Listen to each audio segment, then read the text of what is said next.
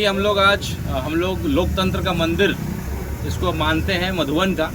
और बाबा भीमराव अंबेडकर हम लोग के लिए बहुत एक महापुरुष के रूप में हम लोग उनको बड़ा सम्मान करते हैं। जिस तरह का जीवन उन्होंने जिया, संघर्ष का जीवन जिया उन्होंने, हम उनसे बड़ा प्रेरणा लेते हैं। इसलिए हम लोग अपने अभियान की शुरुआत उनके इस मंदिर से, उनको प्रणाम करके, उनका आशीर्वाद लेकर के, साथ में हम एक मैसेज देना चाहते हैं कि अक्सर क्या होता है कि कोई व्यक्ति किसी जाति धर्म से आता हो, कोई अगर गलत बात बोल देता है या कोई गलत काम कर देता है और उसके बाद वो ढाल पहनने की कोशिश करता है कि मैं बैकवर्ड हूँ, मैं दलित हूँ, मैं राजपूत हूँ, मैं मुसलमान हूँ, इसलिए मेरे साथ इस तरह से गलत किया जा रहा है। तो मैं अपने दलित भाई, मेरे तमाम दलित भाई भी यहाँ उपस्थित हैं, मेरे मुस्लिम भाई भी उपस्थित हैं, और सब लोग को लेकर के लोकतंत्र के इस मंदिर में बाबा भीमराव अंबेडकर जी के पास हम लोग आए हैं। और यहाँ से हम लोग अपने अभियान की शुरुआत करके और अपने तमाम दलित भाइयों से आग्रह करते हैं कि अगर किसी व्यक्ति ने हमारे महापुरुषों का अपमानित किया है, गलत बयानबाजी किया है, तो हम लोग केवल यही चाहते हैं कि आप भी हमारे लिए बोलिए। अगर हम सही हैं तो आप भी मेरा साथ दीजिए। जैसे मैं अक्सर कहता हूं कि हम लोग हिंदू मुसलमान में जो जहर फैलाने का प्रयास कुछ पार्टियां करती हैं, तो एक सुंदर सपना हम लोग देखना चाहते हैं कि मुसलमान की लड़ाई एक हिंदू का बेटा लड़े, हिंदू की लड़ाई एक मुसलमान का बेटा लड़े। तो मैं अपने तमाम दलित भाइयों से आग्रह करता हूँ कि आप भी उनको कहिए, रामजी लाल सुमन जी को, कि देखिए आपने गलत किया है, किसी के महापुरुष के बारे में बोला है, आपने गलत बोला, सही बोला, अगर उनके आस्था को ठेस पहुंचा है तो आपको माफ़ी मांग लेना चाहिए। तो ये हम आपको समझाना चाहते हैं, उनसे आग्रह करना चाहते हैं तमाम दलित भाइयों से।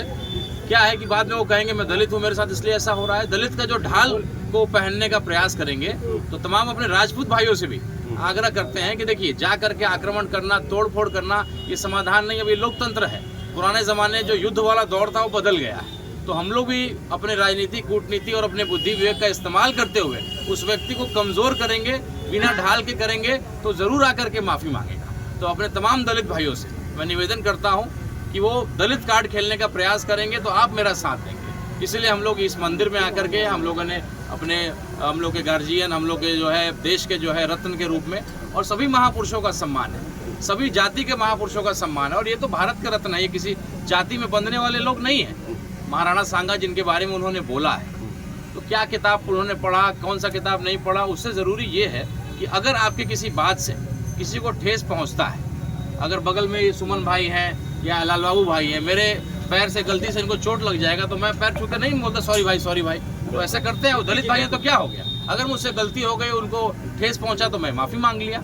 तो ये भावना हम लोग के बीच में होना चाहिए। और हम लोग यही अपने दलित भाइयों से निवेदन करते हैं कि उस व्यक्ति को आप बोलिए कि आपने गलत किया है, आपको माफ़ी मांग लेना चाहिए। रंजीत जी, एक तरफ विधानसभा का सत्र चल रहा है, जिस तरीके से महापुरुषों को टारगेट किया जा रहा है, एक तरफ जहां भ्रष्टाचार पे बात होनी चाहिए, विकास पे बात होनी चाहिए, बिहार को उच्च राज्य स्तरीय दर्जा दिलाने की बात होनी चाहिए, तो कितना इसको ज़रूरी समझते हैं कि एक महापुरुष को टारगेट करके और टिप्पणी करके जो है मुद्दा भटकाने की कोशिश हो रही है? निश्चित रूप से किसी को हिंदू मुसलमान करना है, किसी को बैकवर्ड फॉरवर्ड करना है, विकास की बात कोई नहीं करना चाहता है। तो ये बड़ा चिंता का विषय है।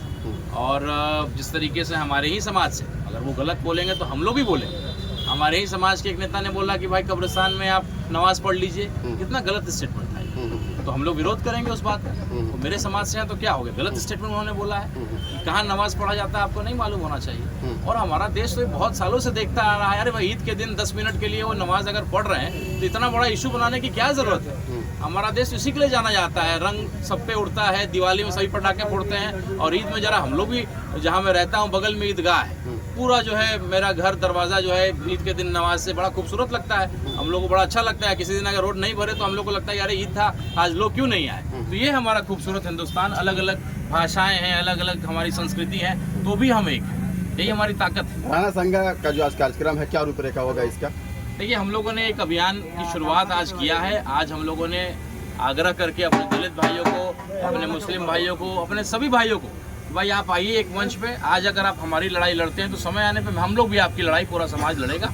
और हम लोगों ने इस यहाँ इनका आशीर्वाद लेकर के हम लोगों ने राणा सांगा जी का जो जीवन परिचय है लोग जानते नहीं, इसीलिए इस तरह की बात कह गए। तो हम लोगों ने कुम्हरार में उनके एक मूर्ति की स्थापना करने का निर्णय लिया है। सामाजिक रूप से हम लोग आपस में जो है चंदा लेकर के वहाँ मूर्ति का स्थापना करेंगे, उनका जीवनी वहाँ शिलालेख पर लिखवाएंगे।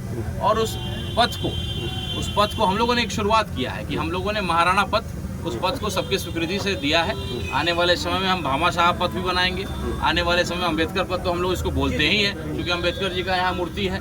आने वाले समय हम लोग जो है जुब्बा सहनी पद भी बनाएंगे। तो सभी महापुरुषों का सम्मान होना चाहिए और एक हम आपके महापुरुषों का सम्मान